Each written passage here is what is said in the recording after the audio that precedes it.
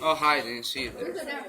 My name is Adam Hannah, and I'm going to explain to you why I don't believe animals should have more rights.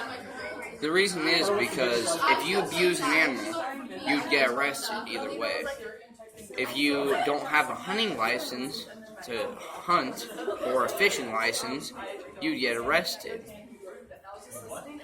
Now, let me explain some examples. For instance, there's more important things to focus on than animal rights, like children starving in Africa, for instance, or homeless people needing more attention to have more homes.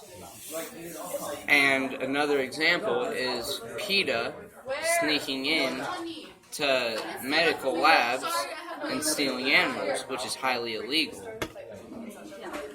And medical research on animals is necessary because it benefits us as humans, because we can't experiment on humans.